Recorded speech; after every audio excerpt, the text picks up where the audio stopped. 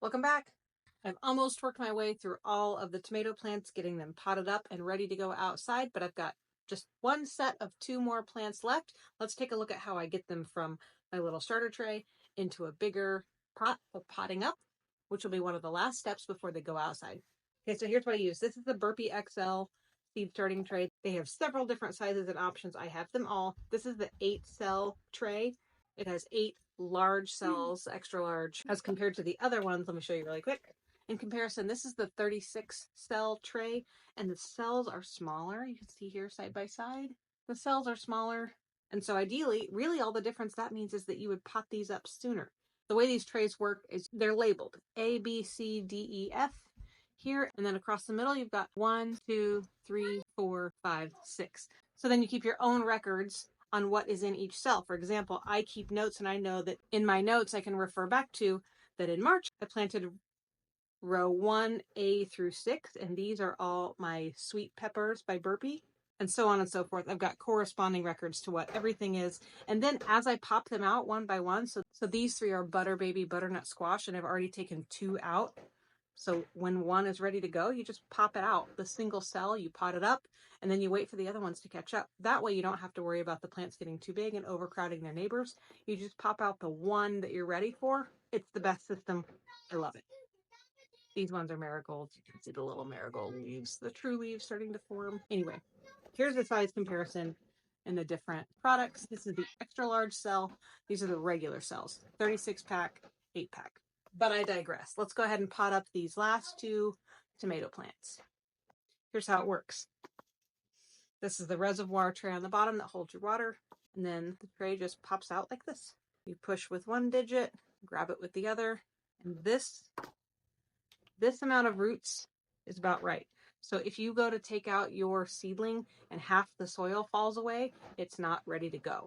Your roots should be concentrated enough to hold that soil together. That means the roots are strong enough for transplanting. These are pretty wet because they were out in a thunderstorm last night. Also, if you're going to leave your tray outside, which you can do, you have to remember to check it after a rain because it will be chock full of water. So here we go. You want it to be nice and moist. If you pre-water these so the soil is nice and moist, kind of like a wet sponge is the consistency you want to go for. You also know that it's ready for transplanting when it has at least 2 sets of true leaves. So this is a tomato. These are cotyledons. These are the initial little leaves that come out of the seedling. They're not true leaves. They don't really contribute to photosynthesis. These are true leaves of a tomato plant. So we've got 1 set, 1 fell off over here. So there's 1 set, 2 sets, 3 sets, and this is the 4th set of true leaves coming in right up here. So this one's definitely ready for transplanting. I like to plant tomatoes deep. Most people do. There are many different ways to plant your tomatoes. This is just one way.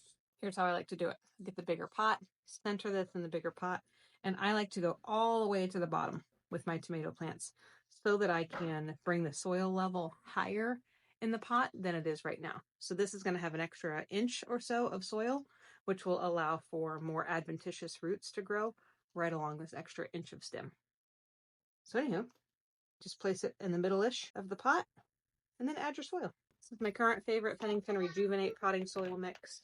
I've learned the hard way this year not to use cheap soil for starting your plants indoors. I did for my very first round of seed starting, and it did not work out well for me. I had fungus gnats and mushrooms and all kinds of just issues with it. So make sure to use a high quality seed starting mix if you're starting your seeds indoor. Next year, I'm going to do a better job and not use a cheap bag out of the gate. Once I switched to this season, I've had much better luck. Anywho, you just gently fill it in. Don't be afraid to go what looks like a little bit overfilled because you'll tap your soil down. And then when you water it in, the soil will sink even more, and that's okay. That's just natural settling that occurs to push out air pockets that are there and make sure the roots stay nice and supported. But you want to keep it in the center-ish of the pot. Make sure it's standing straight up, not lopsided. I could add a little bit more soil here if I really wanted to, but I think I'm probably going to call that good. Now the last step is to add a label.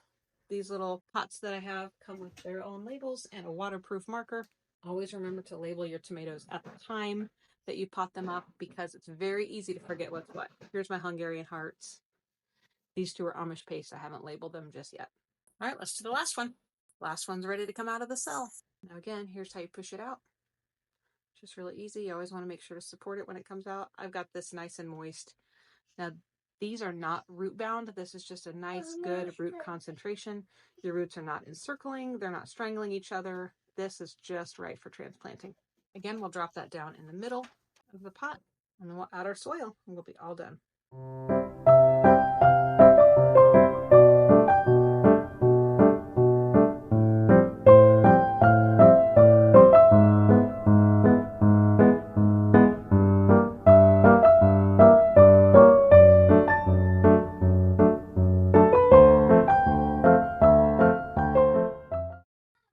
Nice and centered in the pot. Tap it down to make sure that you don't have too much settling or disruption the first time you water it in. You water in really gently. There's two ways to water it in. You can either put it in a saucer of water and let it bottom water over time, which doesn't disrupt this soil at all or the roots, or you can very gently water it from the top.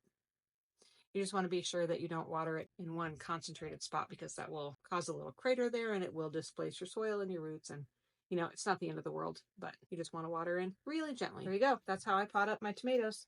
I love this little station. This is actually on the kitchen table right now, so my husband is looking forward to my temporary indoor potting station. He's looking forward to that going away for the season and having our dining room table back. But there's my setup, and that's my method that I use. I hope this was helpful. Bye!